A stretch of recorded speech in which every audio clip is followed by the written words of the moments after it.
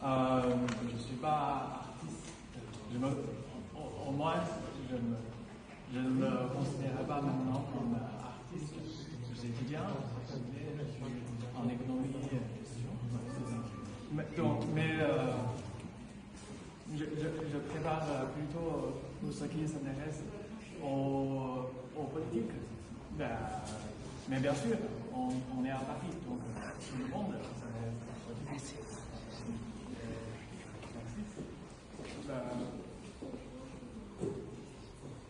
Je suis membre du Front de la Liberté. D'abord, j'apprécie énormément la plateforme de communication que notre groupe offre, notamment des événements comme celui-ci d'aujourd'hui. Le mouvement des feuilles blanches a défilé comme une marée il y a un an et est maintenant revenu au calme. Mais si on regarde en arrière l'histoire, on ne sera pas trop découragé. Après, par exemple, après la Révolution française, il y a eu plusieurs restaurations. Après le printemps des peuples européens a pris fin avec la progression des gendarmes. Et de nombreux pays démocratiques créés après la Première Guerre mondiale sont revenus à l'autoritarisme. Avant la Seconde Guerre mondiale. Et après le massacre du 4 juin en Chine, à Tiananmen, le mouvement démocratique a été en déclin constant. Il est courant que la civilisation ne puisse pas vaincre la barbarie. Améliorer le monde est toujours difficile. La démocratisation d'un pays est comme la naissance de la vie primitive, avec des facteurs imprévisibles, mais avec une force qui la pousse en avant. Alors, ne soyez pas trop découragés, mais soyez préservants. Donc, au début de l'année, lors d'un rassemblement à Paris en mémoire de Li Wenliang, qui était l'un des premiers alerteurs au public,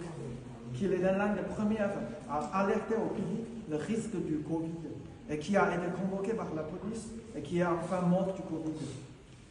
Un étudiant chinois nous a demandé, maintenant que la période de la confinement a terminé, nous pouvons déjà rentrer en Chine facilement. Mais pourquoi continuez-vous encore à manifester? Donc, pour répondre à cela, il n'y a rien de plus approprié que les paroles de Sun Yat-sen. La révolution n'a pas encore réussi, et les camarades doivent continuer à faire des efforts.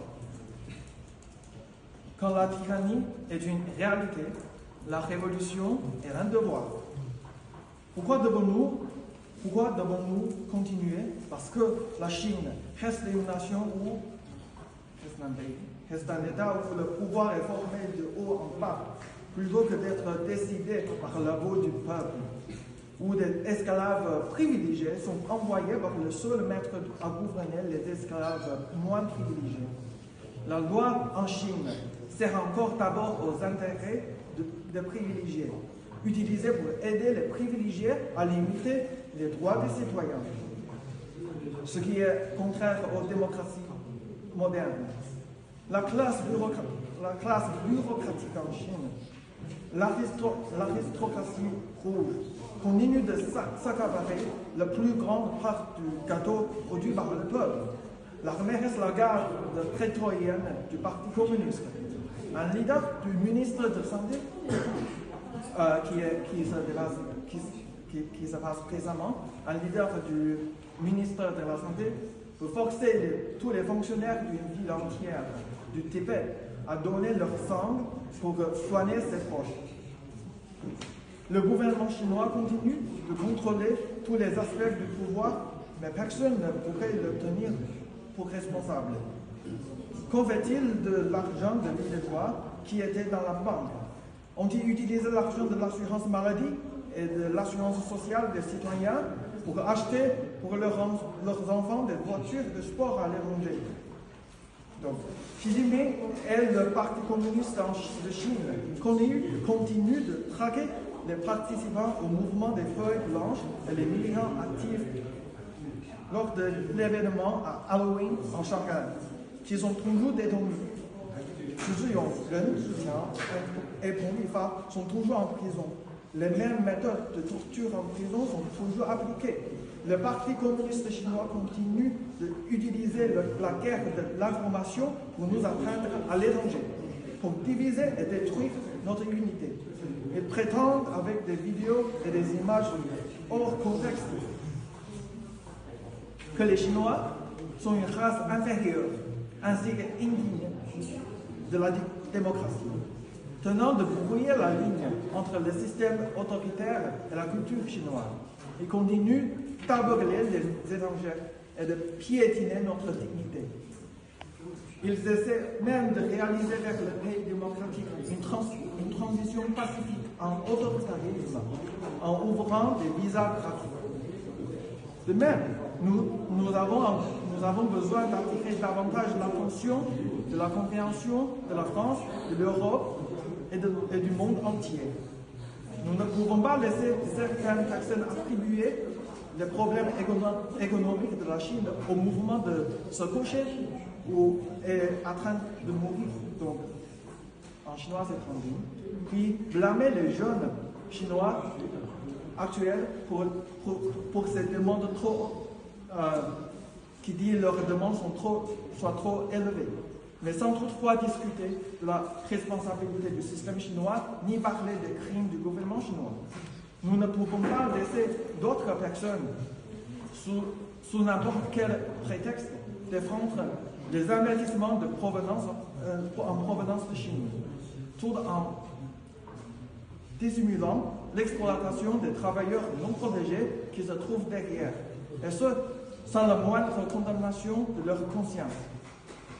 Nous ne devons pas laisser les Français penser que le régime autoritaire en Chine ne concerne que les minorités ethniques. Nous devons corriger cette erreur.